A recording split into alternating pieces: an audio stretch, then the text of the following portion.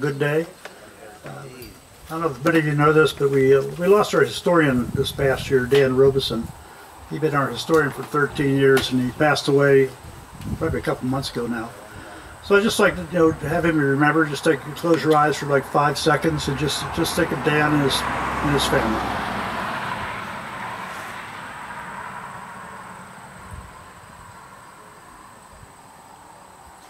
Thank you very much. I'm Win Harper. I'm the president of the Middlesex Heritage Group. There's a 3-year term limit for presidents of the group, and I've been president 8 of the last 10 years. One year we couldn't find anybody to run for president, and I refused to run. We went a whole year without a president, and the whole thing worked. It's kind of a surprise. Anyway, you'll probably tell those who've been here before, we're facing a different direction today. And it reminds me of the story of this young couple married, and the wife's going to cook them a pot roast, and she cuts off the ends of the pot roast, puts it in the pan, puts it in the oven. And the husband says, "Why'd you do that?" He says, "Well, my mom always did that." It's okay. So a couple days later, they meet her mom, and he says, "Mom, I cut off the ends of my pot roast when I cook it, and I learned that from you. Where'd you learn it? Or why you do it?" He says, "Well, your grandmother taught me how to do that." And so a few days later at the grandmother's house, and they both say, "Grandma, we both cut off the ends of the pot roast before we cook it, and we learned that from you. Why did you do it?" She says, "My pan was too small." So sometimes we do things. The reason we're really facing this direction, and we actually like this direction, was that they put the tent too close to the building. We couldn't have the dancers out there, so we decided to do it this way. But we get the cornfield behind us, and it works out perfect. And it was my idea.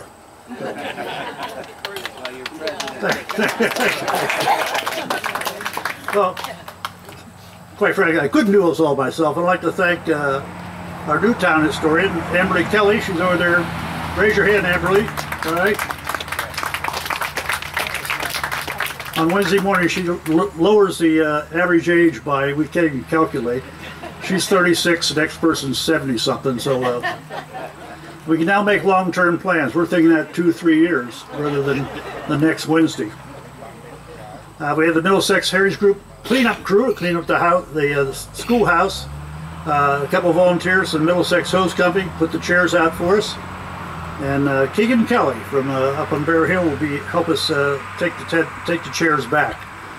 That may not seem like much, but if we don't have these young people doing it, the average age again is like 80 moving this stuff. And Sean Allen of Lake to Lake Events provide the tent. O'Brien's Porta Potties. Dan Paddock and Paul Mitchell set up the audio video. Deb and Ed Bronson, who do so much for our community, do everything. Everywhere I go, I see Ed and Deb, and I really appreciate their support. And they're over there. If Ed and Deb would raise their hands. Thank you. Jim and Elaine Hilton, who were at I think a high school graduation, or not graduation, reunion today. Beth Muller's here somewhere. Beth? Oh, she's doing the ice cream. Okay. The Vine Valley Community House provides some of the pies we bought, and we have some homemade pies over there. I think Joan Mitchell made some pies, right? And probably Debbie, because she makes a lot of pies. I would also like to thank our sponsors, the Town of Middlesex, the Canandaigua Lake Watershed Association, and the Mitchell Family Community Leadership Fund. Just a reminder, because I keep forgetting to do this. We have an event on Bear Hill. It starts at 8 o'clock. The bonfire's at 9. If you get up there at 8 o'clock, Bill Crouse and some of the dancers will be up there. And the bonfire will be lit at 9 o'clock so people can do the Ring of Fire. Okay, our mission is preserving the past for the future. Every Wednesday morning from 9 to 12, we meet in the town hall and we catalog and record the town's history. We have over 150 three-ring binders about the town of Middlesex. We have over 1,000 family names on file, and we have Ruth Clark's book, Histories and Legends of the Town of Middlesex. We have that book for sale over there right now. I think we're down to a few. When you lose like somebody like Dan Robison, he did so much that we didn't know what he did, and we wanted to reorder some books. We can't figure out where he ordered the books from last time, but we'll get that done. So anyone who's interested in volunteering, you can talk to any of the volunteers, talk to Amberly. Just show up on Wednesday morning. We're looking for younger people again. Anybody under the age of 75 would be would help us.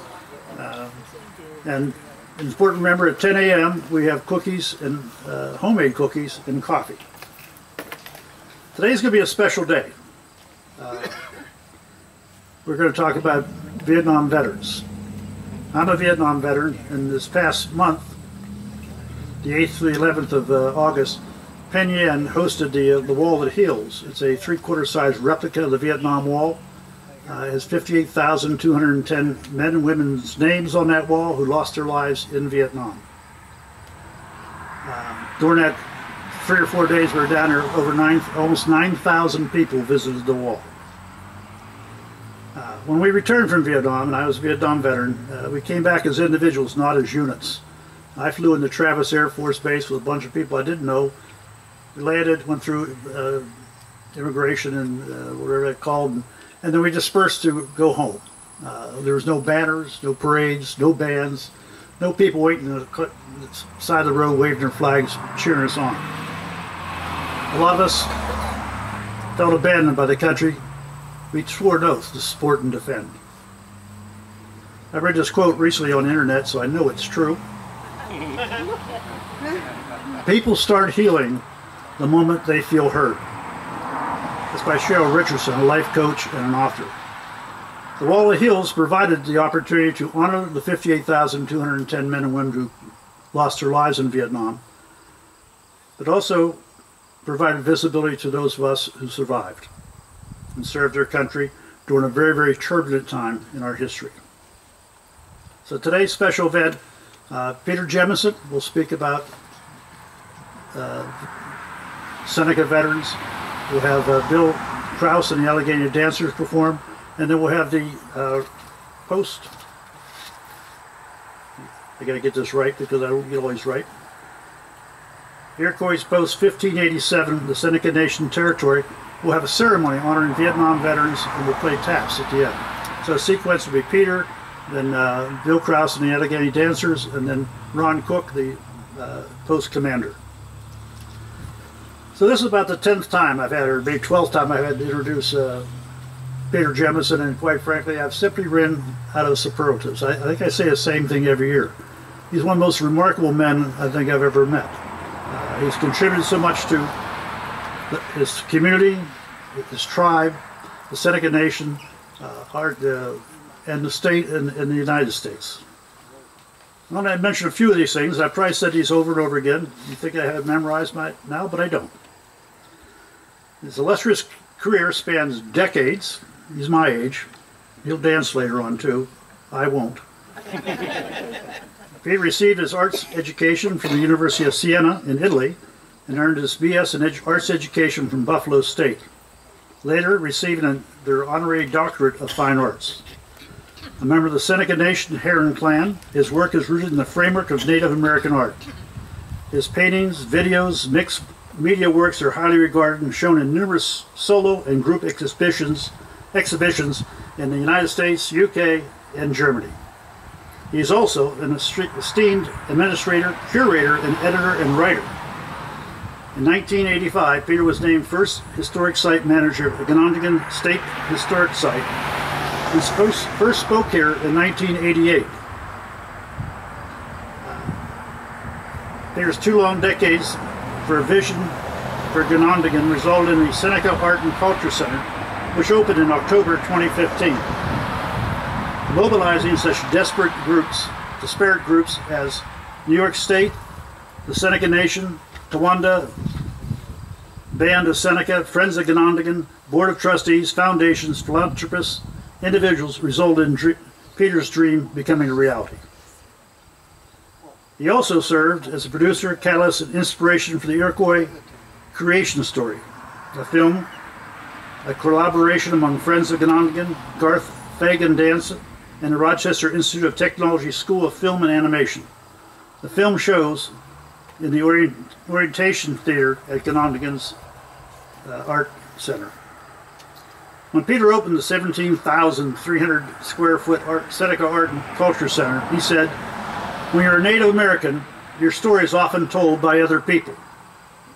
Here, we tell our own story." And that's pretty much the purpose of Seneca Heritage Day. They're so important to our legacy and our culture. And we have a chance to hear from Peter Jemison every year, and it's a gift for us to be able to do that. He can tell us their story in their words, and we certainly appreciate that. So artist, teacher, speaker, administrator, director, producer, visionary, and inspirational leader, Peter Jemison.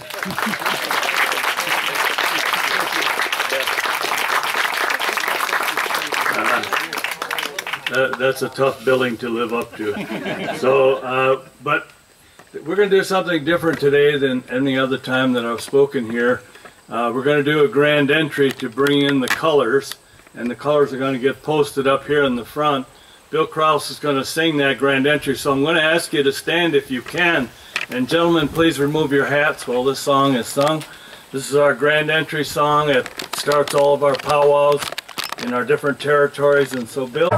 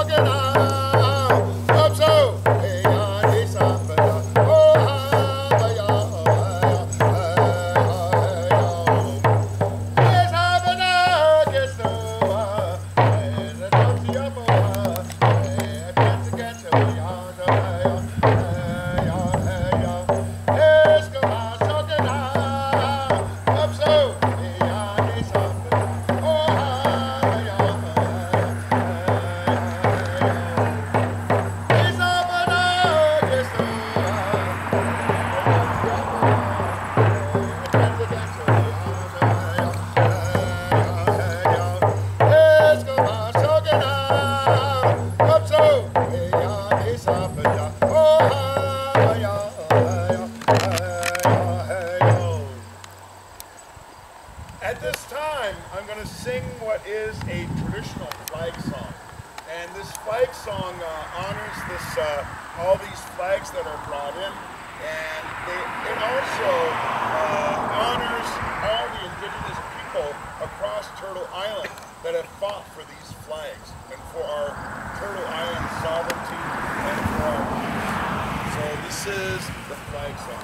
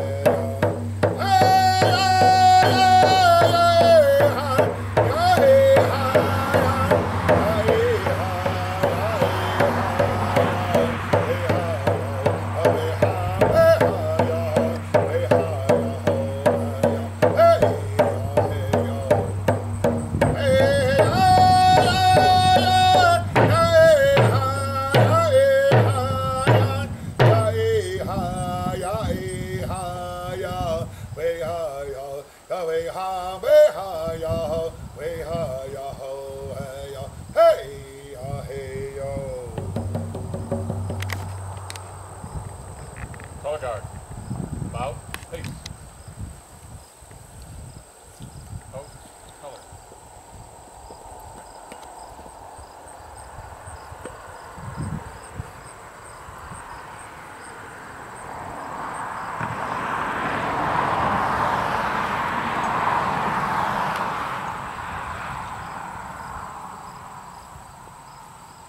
Then, arm. Order, arm. Take a seat. But the flag that is next is sometimes referred to as the Hiawatha Belt or the Hiawatha flag. This is one of those men who helped us to form a confederacy of 5 nations and to put aside our differences and begin to resolve our issues by using the power of the good mind. And we say, got ni going ni yo, using a good mind to resolve conflicts versus killing one another.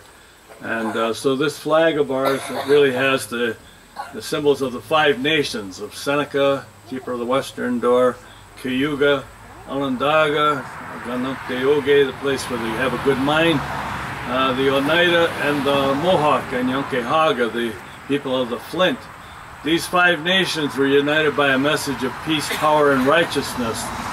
And there's a lot more I could go into here. I'll not get into all of it, but the Seneca, the Onondaga, and the Mohawk function as the elder brothers of this confederacy. And initially, the Cayuga and the Oneida are the younger brothers of this confederacy. And if you can imagine, I would say our elder brothers are akin to the Senate, and our younger brothers might be akin to the House of Representatives.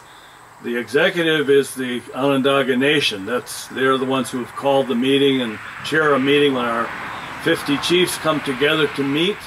We refer to them as Hodiya Nason, or those who are the ones chosen to maintain this message of peace. Each nation has a certain number of chiefs that are to represent their nation and bring forth the issues that are impacting them when it's necessary. And so, to some extent, the United States copied this idea of choosing your leaders, of having a certain number to represent each area, and then, you know, they have to come together and form some type of a consensus for any law to be created. In our case, it has to be a complete consensus for a law to be created. And so this is always a challenge, to say the least. Sometimes the one issue that's on the agenda and it takes 2 days, it cannot be resolved in 2 days. But at any rate, that's the Hiawatha flag. And then next to that flag, immediately to the left of it is, my left, is the Seneca Nation of Indians flag. We are 3 different territories. I come from Cattaraugus, which is the closest to, I guess you would say, Buffalo. It's not too far from us, 30 miles roughly. And then Bill, he comes from Ohio or Allegany, and that is more like 70 miles from Buffalo on the southern tier of New York State along what we now, I think it was called Route 17, I think it's now 86. So that's where the Allegany territory is located, along the Allegany River. Cattaraugus is divided by a creek called Cattaraugus Creek. And then we have another smaller territory that is called Oil Springs. It's only 1 mile square and near Cuba, New York. So those 3 territories are the territories we are left with. Of course, Ganondagan is within the heart of our Aboriginal territory, but in time this is where we have been pushed to in the western part of New York State. There have been other lands added around Buffalo, where our enterprise is, and around Niagara Falls. So those are some of the other areas that have been added to our what they all are within our original territories, really, or the territories that we occupied when we left this part of the state and were eventually located in western New York at Buffalo Creek. So what I really was asked to talk about was the veterans of the Vietnam War. And really, I always, when I speak, I try to focus mostly on the Seneca because I am not asked to say, or I can't say I know all about the Cayuga Nation and the veterans there, or I might know all about the Onondaga. I don't. So I try to limit myself to those things that I have some knowledge of. And I'm just going to briefly relate some sort of anecdotal information, and Ron may add some additional information. It is believed that, and it's been pretty well researched, that about 42,000 Native Americans served in the Vietnam War. And when you consider that our population was probably a little over 1.25 million, that's a very high percentage of people who have, served in a war like that. And I saw some statistic that said about 332 men were killed that were Native American in the Vietnam conflict. And so that's about as best they can do, and that's a combination of would be Native Alaskan and Native American. So the numbers are combined. So again, pretty high price to pay. And this is not to say that others didn't sacrifice and others didn't lose their lives. I'm just speaking about Native Americans that they have, and the article that I was referring to was called Forgotten Warriors, because there really was very little information or documentation of our service, and yet our people serve at a very high rate. Ron and I were talking earlier. Of the eligible men at the territory called Cattaraugus, where I come from, 50% of those eligible served in the Vietnam War. At Allegany, 25% of the eligible men served in the Vietnam War. So again, a very high percentage. And I will say this in describing my own experience, and I'm not a veteran, okay?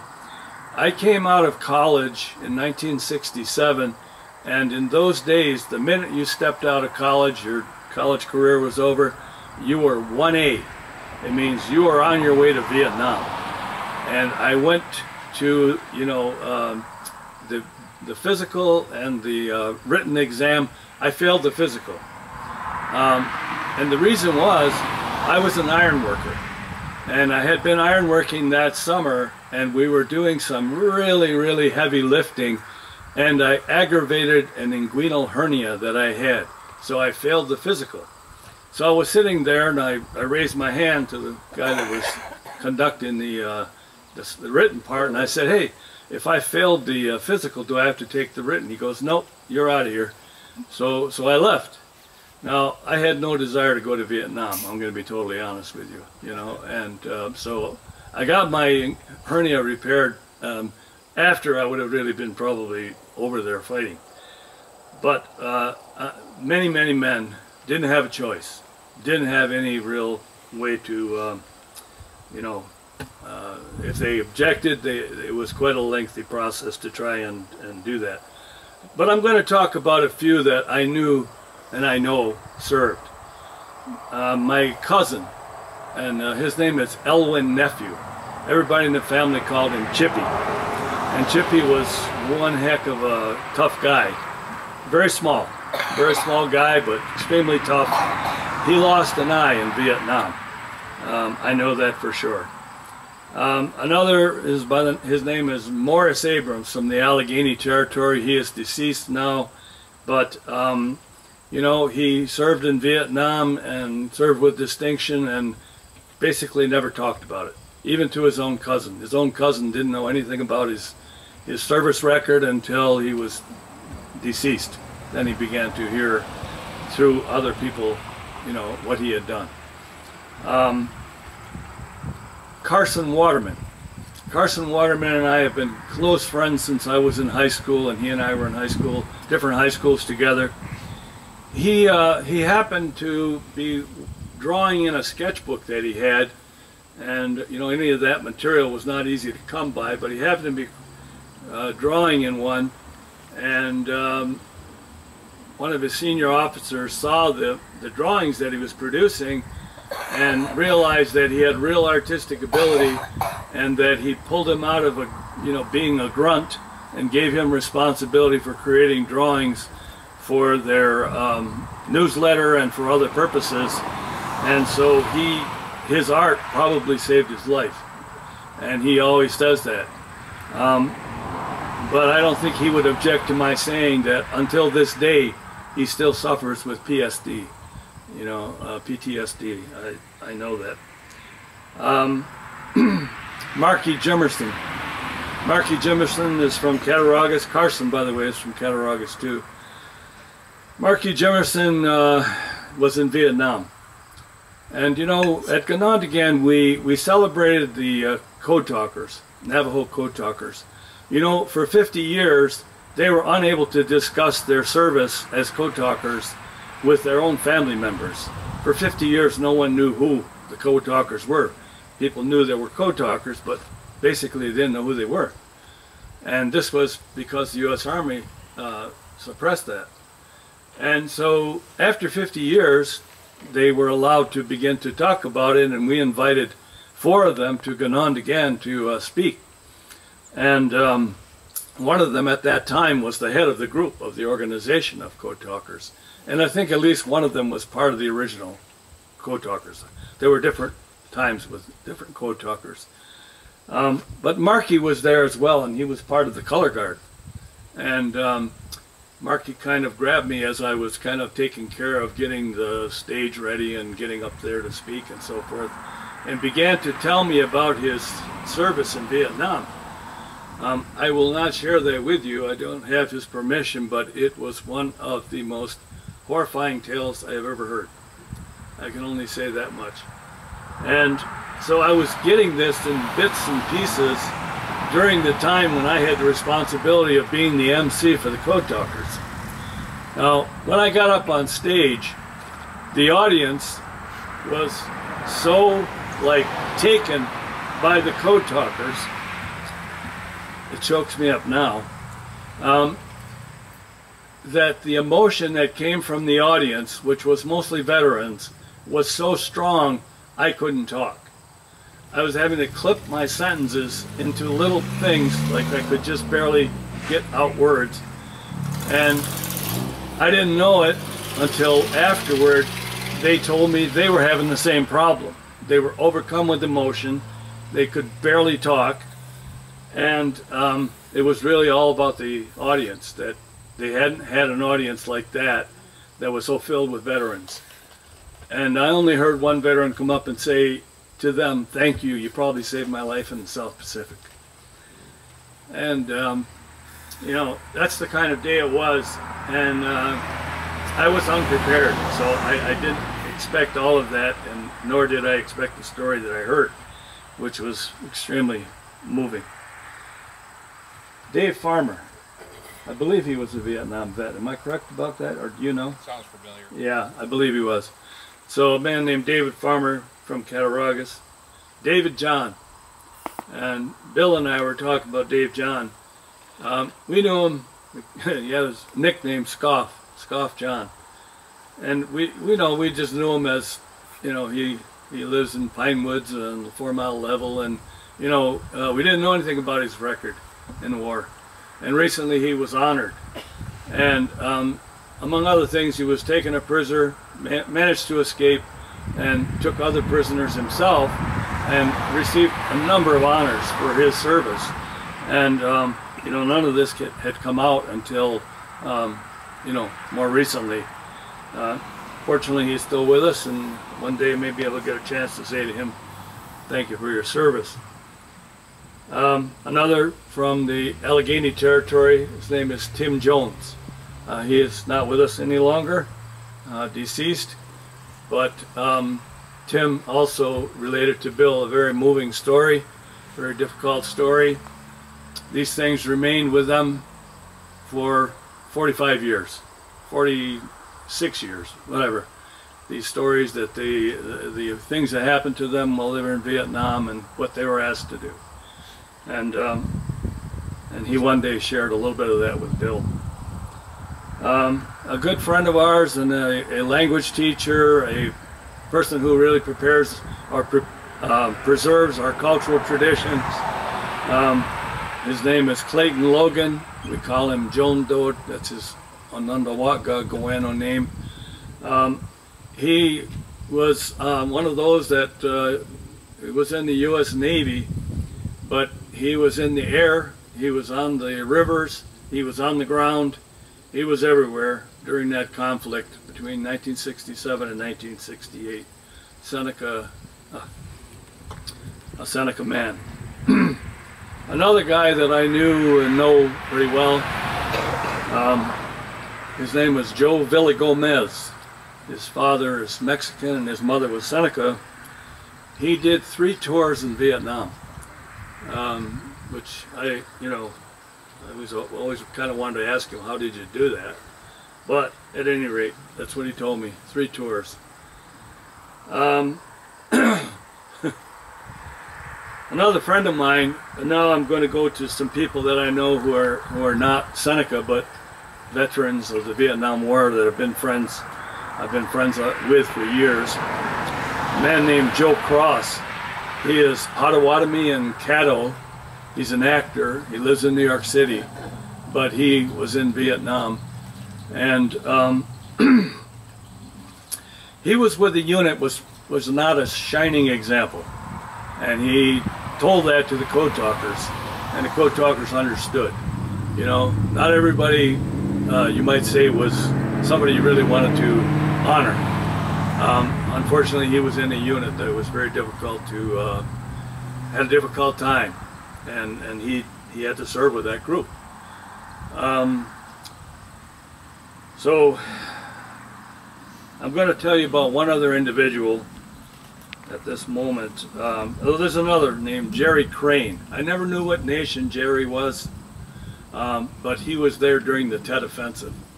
And the thing he told me was how scary that was, to be there during the Tet Offensive.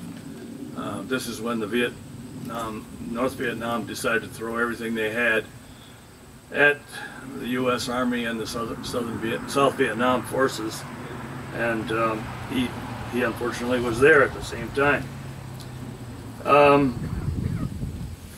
I had a friend, his name was Bobby Anko, and Bobby Anko was Kiowa, and he was in Vietnam. And I'm going to share a bit of his story. He was captured while in Vietnam. He has said to me that he was a Green Beret. I cannot verify it. I only know what he told me. He was captured, and he was about to put in what was called a tiger cage. Some of you who are as old as me, or maybe a little bit younger, probably have some idea what a tiger cage was. He was going to be put in a tiger cage, but they stopped, and he was on the back of a truck. And he had to overpower 2 of his captors, and he had to kill both of them to make his escape. And then he had to crawl out of the jungle. Literally crawled on his hands and feet out of the jungle. Hands and knees. Bobby came home and he went to Wounded Knee. He joined AIM and he went to Wounded Knee. That act made him forever, as long as he lived, I guess, I don't know what it's called, a suspect, a person of interest for the FBI. The FBI knew where he was for the rest of his life, even though until the late part of his life he never had a permanent address. But every once in a while they would pop up and tell him that they were still keeping an eye on Bobby. And so Bobby at Wounded Knee, I hope you maybe know about this 73 days of occupation of a place in South Dakota called Wounded Knee, and he took part in that when the American Indian movement took over this small town and post office and general store. They had one AK-47, and Bobby knew how to take it apart. He knew how to fire it. He knew how to reassemble it, load it, and whatever. And the only thing he said to me was about that, and that's probably Bobby now. He said, when that bad boy talked, people listened. He was able to arc it from where they were held, or where they were holed up, and have it land on the AP, on the armored personnel carriers that were out there in the perimeter. And you should know that every night they took fire from the Army, from the National Guard, from the various vigilantes, and everybody else who had a gun, shooting at that occupied area. And those people managed, among others, among a very few others, they managed to survive and get out of there. When he came out, you know, they were very mad at him, let's put it that way. And they put him on the hood of a car, and they put him in handcuffs, and they drove him around on the hood of a car.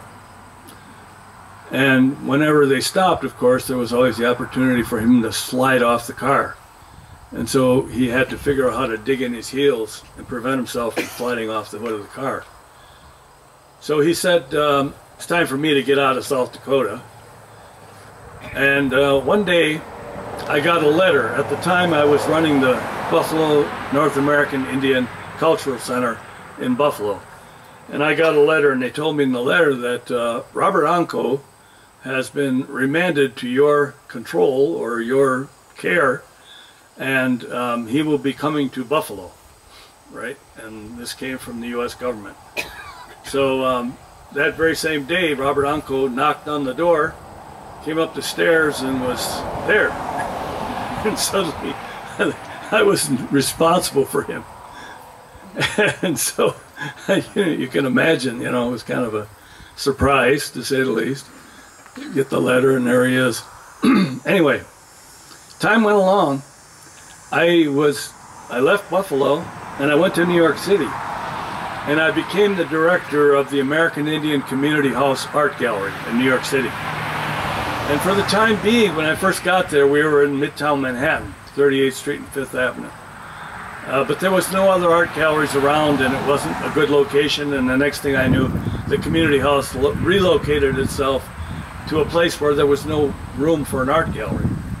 And so I had to go to an area in New York City called Soho, meaning south of Houston, which was the art capital of New York City at that time. So I went there, and I discovered a second floor loft that was a complete mess. And so but the rent was right. And so we had to totally renovate the space. And Bobby Anko, with a pair of pliers, rewired the whole inside and hung up track lighting.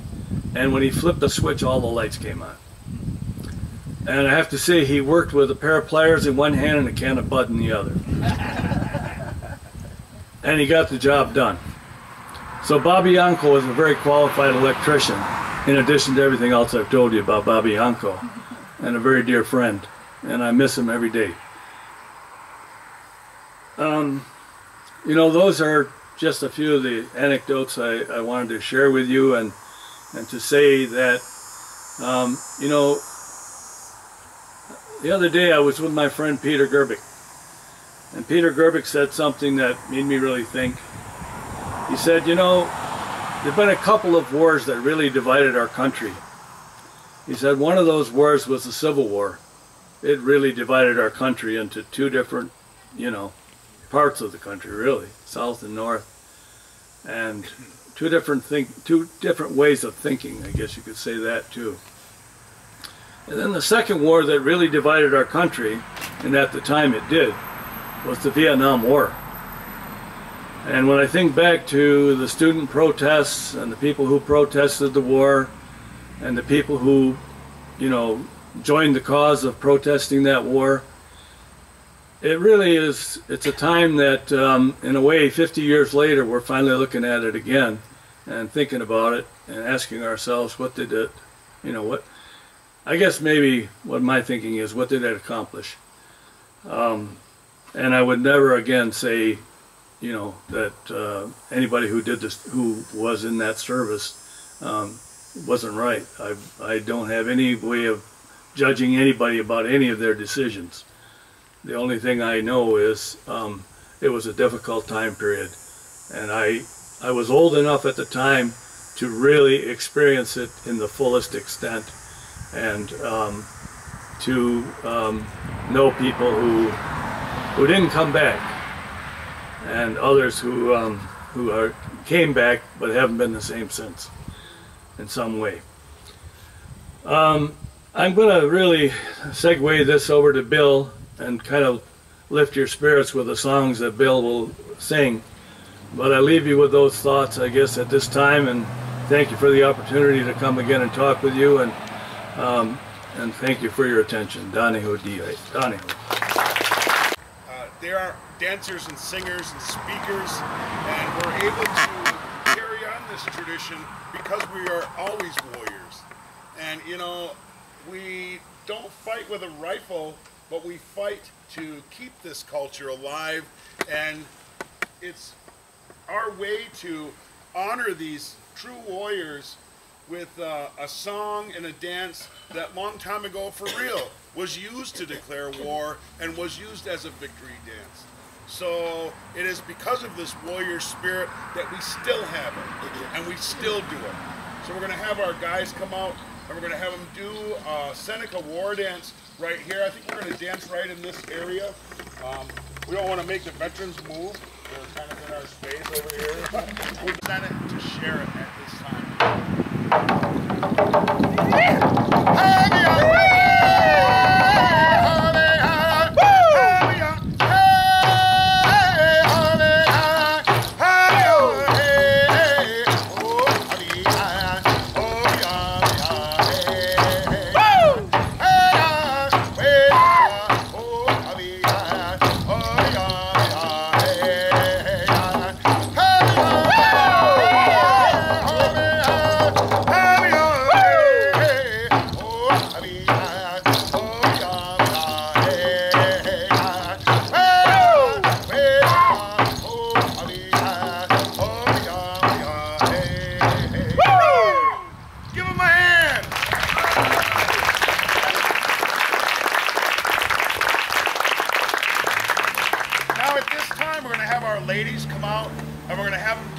That honors our Mother the Earth, as well it honors our matrilineal society that we have.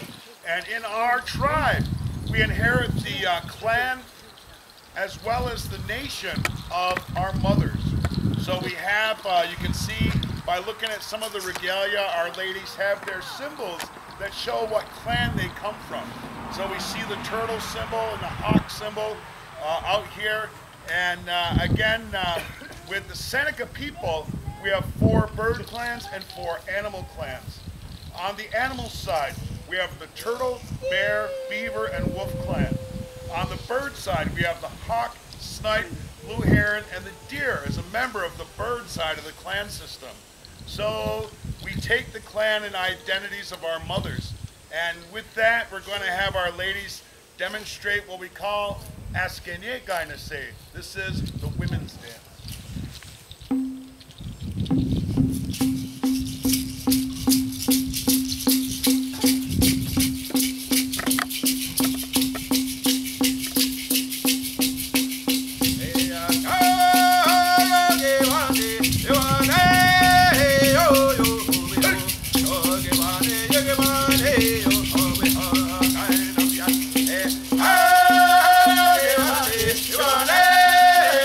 Yo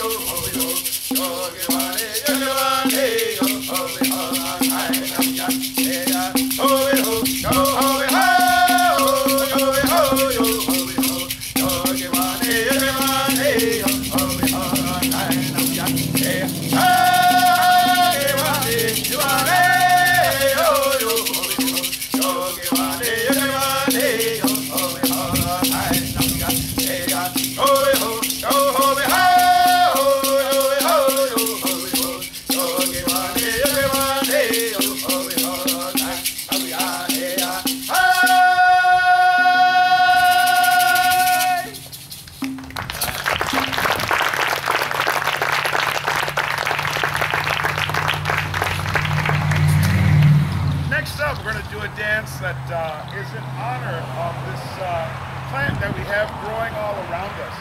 And really, we like to state the fact that corn is just one of the many gifts of Native American agriculture to the world. So those of you that like coffee, that like chewing gum, that like popcorn, I would say, like I said, a high percentage of what we eat every day really are gifts from the people. And it's this agricultural society that we've had throughout our history that has taught us to honor and give thanks for these plants. So back in Ohio, where I come from, we're just finishing green corn dance. So when the white corn is in the milk stage, we have a ceremony. That ceremony lasts about a week long. So right now, it's still in the finishing stages back at Ohio. So I kind of had to dip out to come here and be here with you today. And you know, we're anxiously waiting to hear when that ceremony is complete. But we have this dance that in Ohio territory we use as a social dance to give thanks for the corn. In our language, the corn dance. So it's got a very easy step to it. We'd like to invite you into our circle. We got a lot of space here. It's a very easy step. Any of you that planted corn, get up. Okay. Those of you that had corn on the cob last week, get up. Okay. So here we go. Corn dance. Hiya! Hajina! Hiya! Hajina! Hiya! Hajina! Hiyo! Hajina! Hiyo! Hajina! Hiyo! Hajina! Hiya!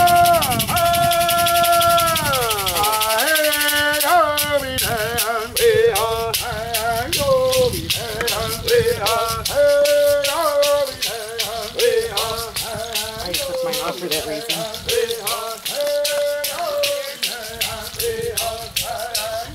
Right.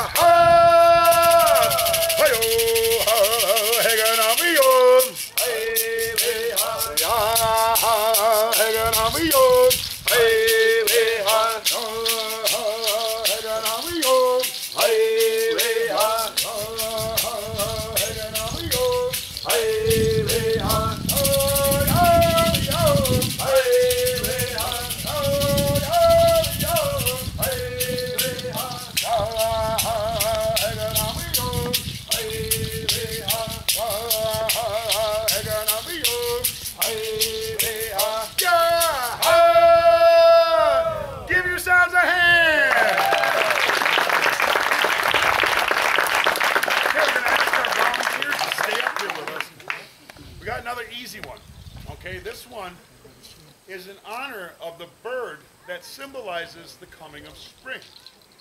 So every springtime we're happy to see this bird return because we know that good weather is on its way. This is Joyaigoina, the robin dance. Now when we do this dance, we're just going sideways, easy step, like this. We're going to hear this, and we turn around. Hear it again. Here we go.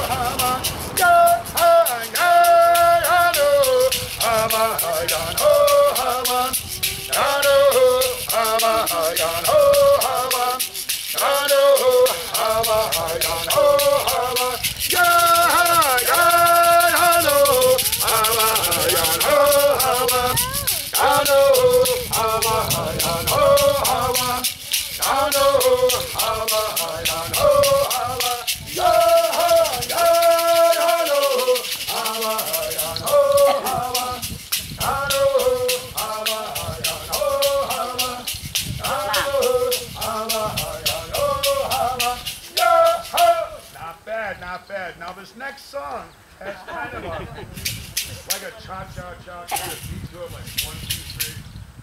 Good luck.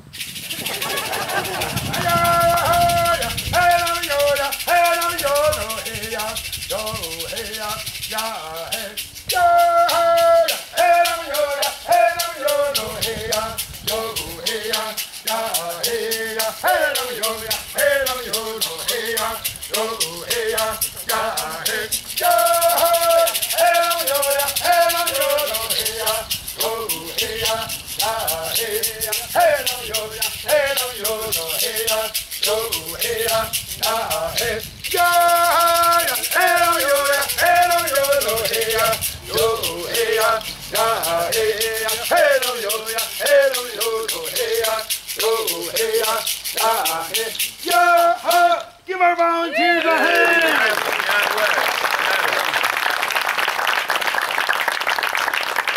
Great job, volunteers. Now, sit down.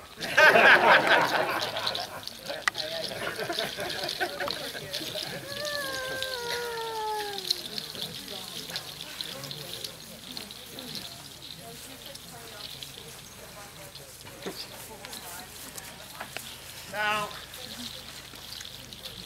I made reference to contest dancing. And you know, every third weekend in July, we have a big powwow on our reservation, Salamanca, New York. The Marvin Joe Curry Memorial Powwow is held on the Allegany territory. And this past year, third weekend of July, it was held at the Seneca Heritage Casino. And it was nice, it was air conditioned, it was inside over there this time. And you know, we were curious how many dancers we would get moving a traditionally outside event inside. But we had over 600 dancers from all over the place come and celebrate with us there. And this dance style that you're going to see is just one of the contest styles that was featured at that powwow. This is the Iroquois contest style. So you saw that war dance a little bit earlier. It got modified during our dance history, I guess you could say, and the beat got really fast. And it started as a contest of singers making the young guys dance fast, really. It spread from that to being a contest between dancers. Now, it is, can be a lucrative, I guess, sport, you could almost call it, because smoke dance contestants, well, at Salamanca Powwow, first place was $2,000. So it's big money, you know, if you're a champion dancer. So we're lucky, we got some champion dancers here. We're going to bring out, we won't put Pete on the spot if he doesn't want to, but again, we got these guys here. We're going to bring them out and have them do their rendition of men's smoke dance.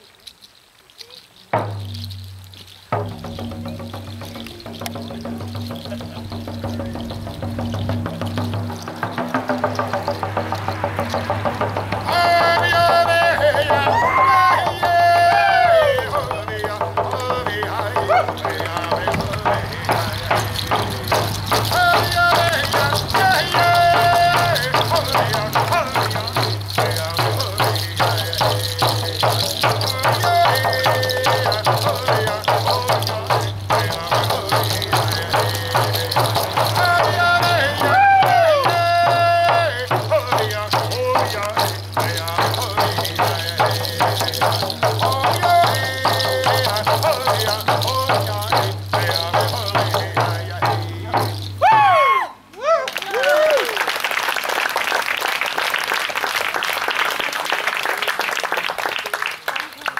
it used to be that only guys got to do that dance because it was derived from the war dance style of dancing. Now, our Iroquois ladies decided around the turn of the century that, hey, we can dance just as fast and even better than guys.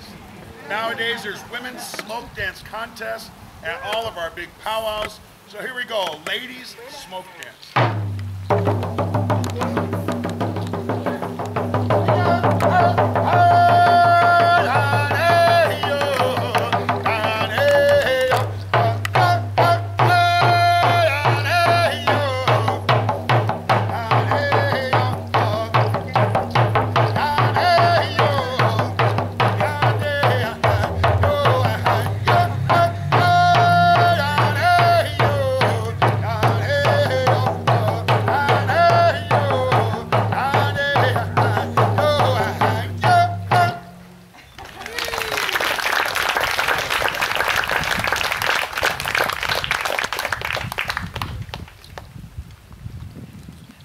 At this time, we're going to have our young hoop dancer come out, and he's going to do this dance that really comes from the Pueblo territories of the Southwest. And this hoop dance that he does really is a storytelling dance. It started as a healing dance, and it was believed that each time dancer would go through the hoops, it could extend a patient's life. And it's used in that healing way. And since then, the Hopi people have shared this dance with regular dance arena, and now there are hoop dancers all across the United States and Canada. And each hoop dancer kind of tells their own story using the hoops. And it's kind of special for him to come back here and do hoop dance here, because he's going to be 11 in a couple days. And he started hoop dancing when he was 4, going on 5. So he's been at it for a few years, and you know, he started with 5 hoops, and pretty soon he's nagging me, Grandpa, I want more hoops. So he's dancing with 10 today. So this is his version of the hoop dance. And when he does these formations, and when he does these, I don't know, we don't really want to call them tricks, but you'll notice that they are about nature. You might see flowers or birds or animals or butterflies in his story. And as he does these formations for you, give him an applause. It pumps him up, makes him dance a little bit harder. So here we go. This is Liam Dowdy and the hoop dance.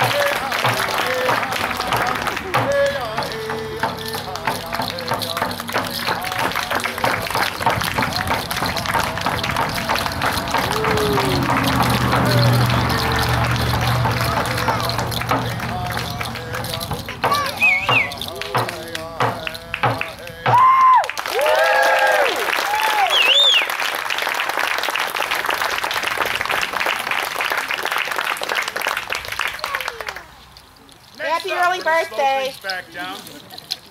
And we'd like to invite you back into our circle.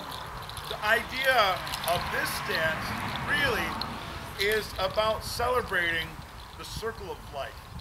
And as Native people, we observe everything around us. And we look at the sun and the moon and see that they are round. We have this idea that the circle of life includes all the birds, the animals, the plants, the air, the water, and even people are a part of that circle. You know, we kind of, as people, I guess, tend to, step outside of the circle when we try to control it, or we try to buy and sell it, or try to own it, and we can't do any of that. Really, we're just a part of it. And this is celebrating the balance that we should have with this circle of life and all of those other living things. So with that, we invite you into our circle to join us for the round dance.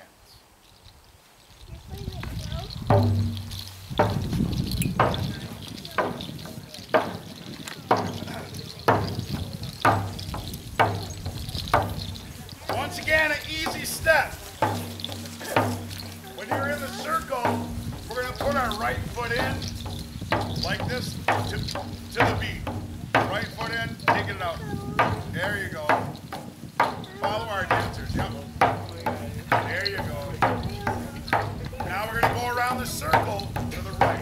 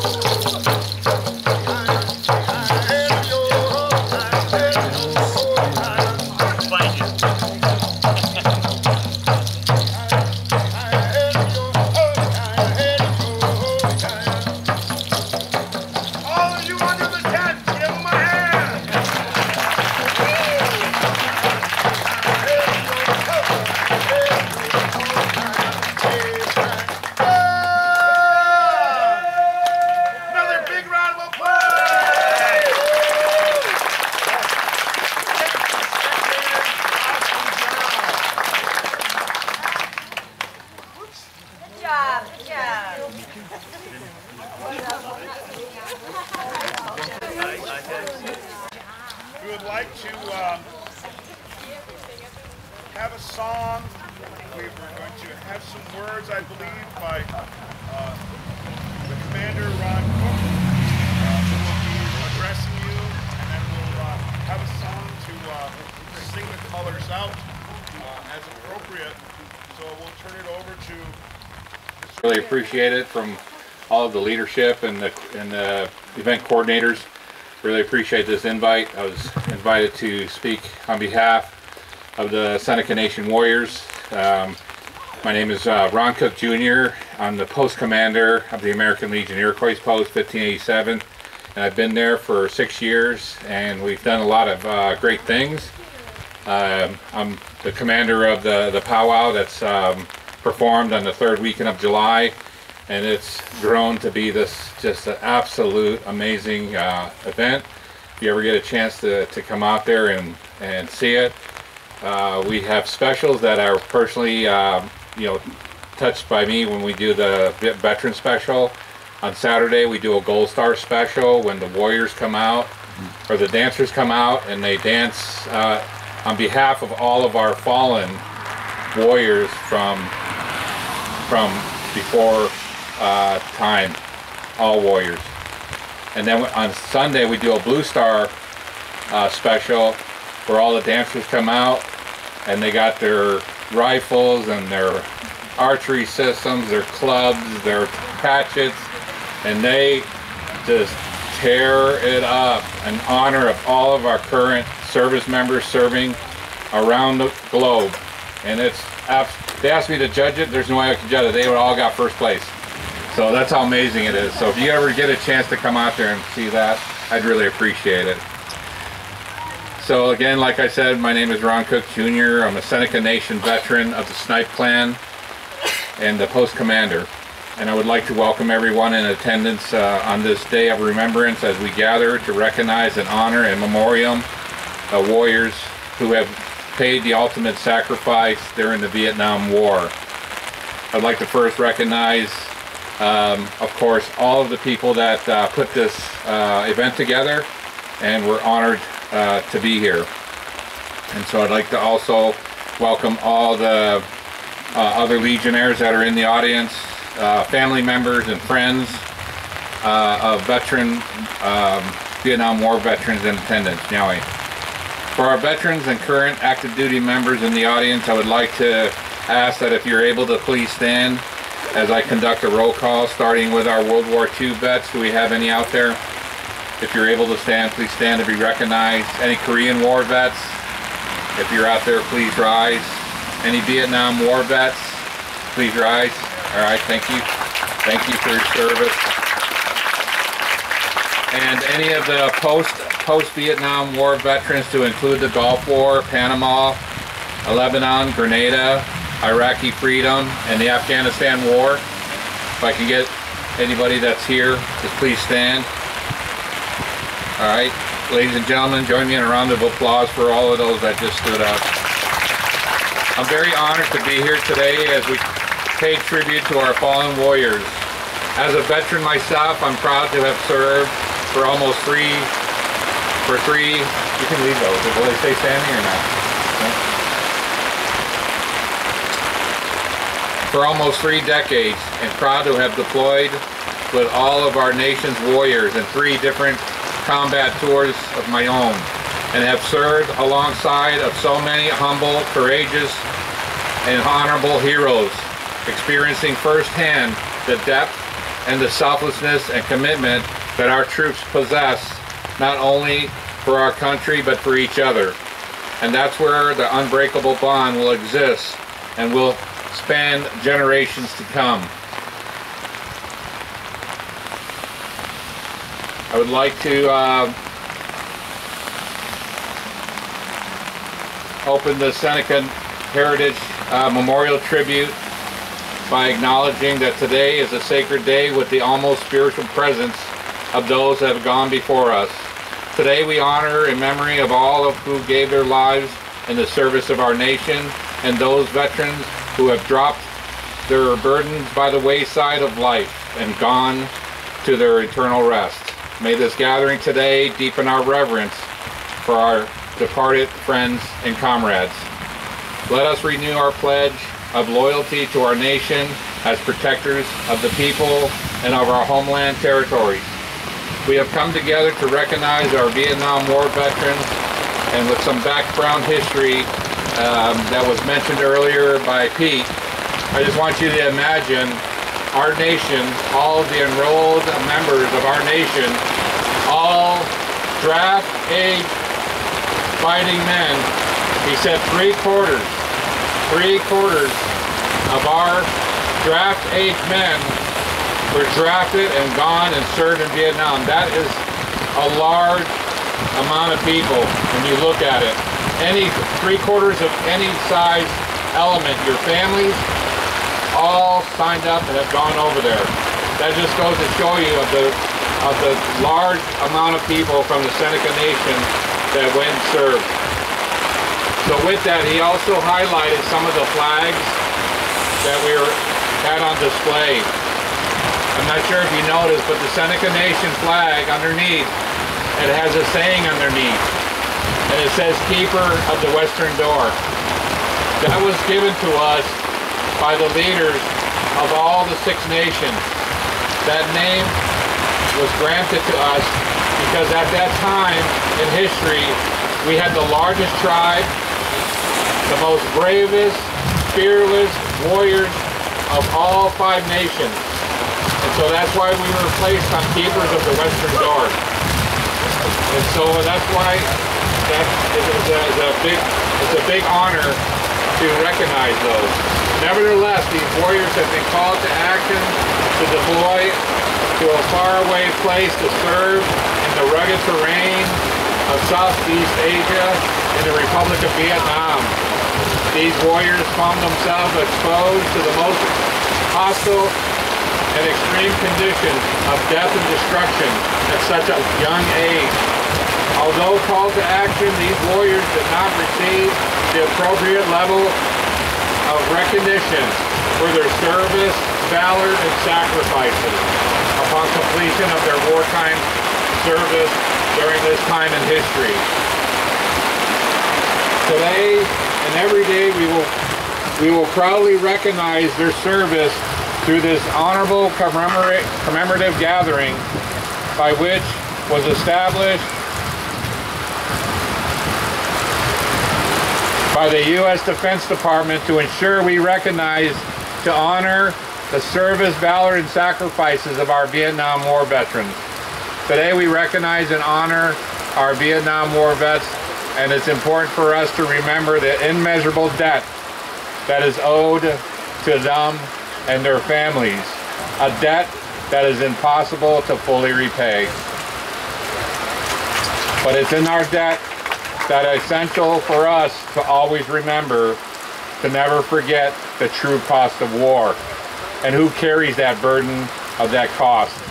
Not just with the visible and physical wounds that may be inflicted, but the invisible wounds, the other things that is difficult to overcome and to cope with.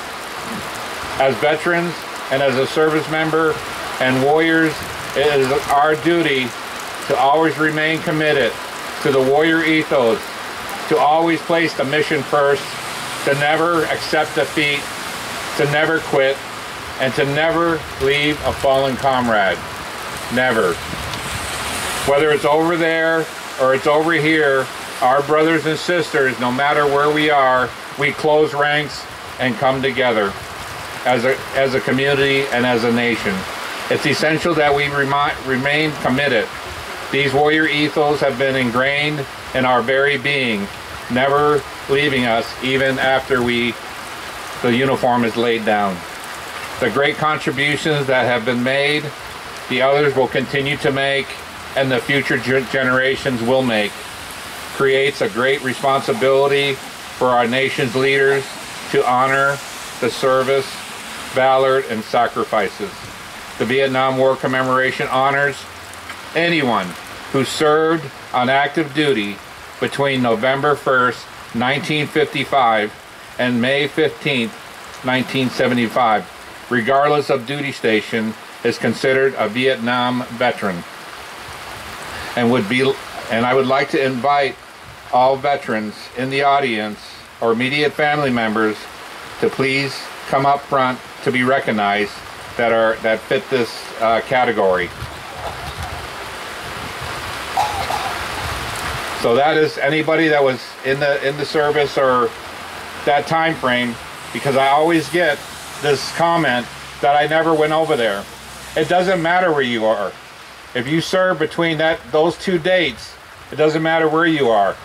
You signed the line and you came in no matter where they were going to put you, and you served honorably. So I'd like to recognize these veterans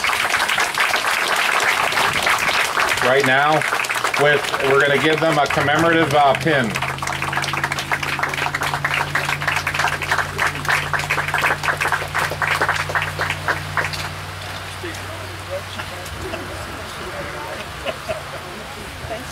So we are partners. We applied because we have a large population of Vietnam War vets. So I took it upon myself to apply and received authorization to be a partner of the Vietnam War commemoration, and that's what this flag is up here. They gave that to us to let everybody know that we play a big part in ensuring that we go out at any time during any events that we recognize our Vietnam War vets. So with that, I would like to honor these veterans with a pin on behalf of the U.S. Defense Department and Iroquois Post 1587.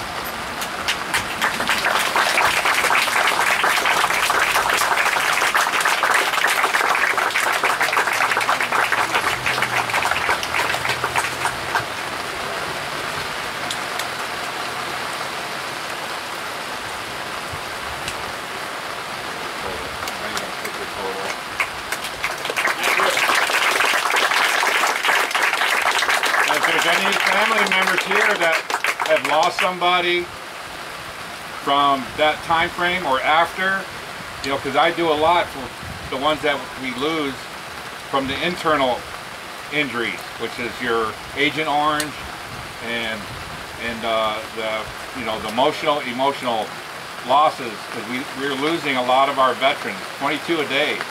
We're losing a lot. So if you're a family member, please have if you're Vietnam. Anybody that has a family member from Vietnam, please come up. I would like to give you a pin as well. Do we have anybody? Okay, come on up.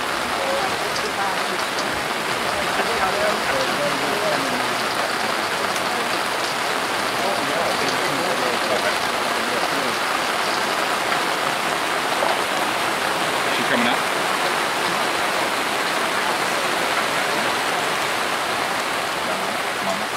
Stand next to these guys. Stand next to these guys. Everybody stand up here, so we can get a photo.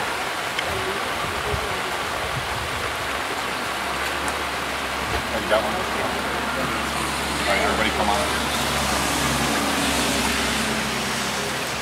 Alright, on behalf of the members of the Iroquois Post 1587, we are authorized partner of the United States Defense Department Vietnam War Commemoration, and we are honored to present these lapel pins in recognition of a grateful nation. We honor your sacrifices at home while you were served in the name of freedom and democracy and during the Vietnam War period. Our nation is forever indebted to you and extends its deepest respect and admiration, Yahweh, for your service, and welcome home. Please join me in a round of applause for these outstanding warriors and family members.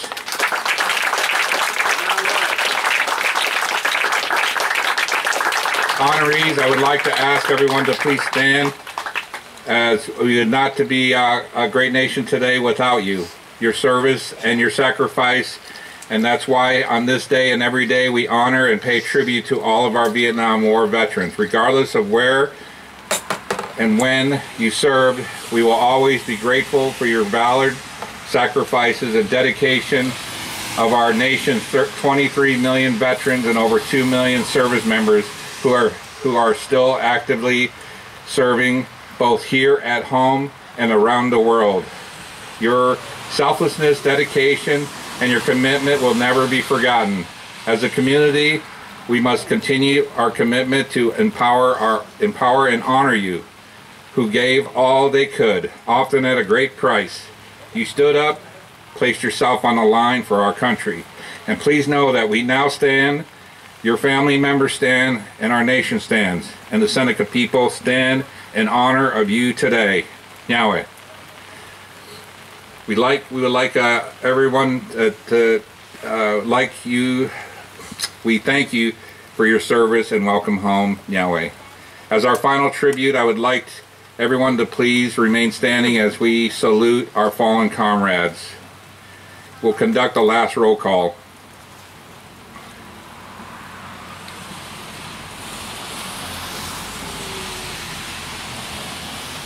Comrade Jim Pappas.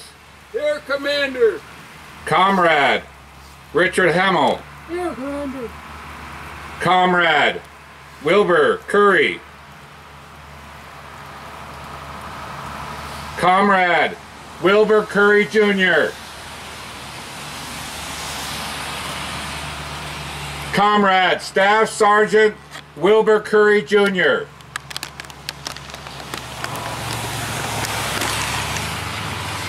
Seneca Warrior, Silver Star recipient, killed in action. 15 November 1965. Bugler, honor all of our fallen veteran warriors.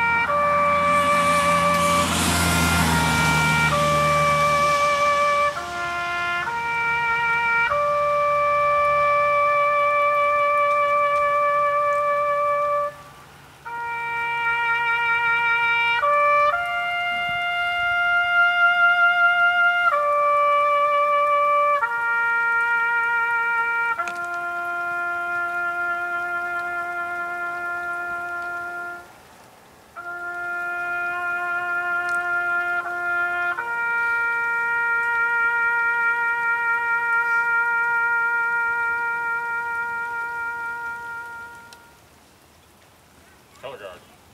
Here, your phone. Flag.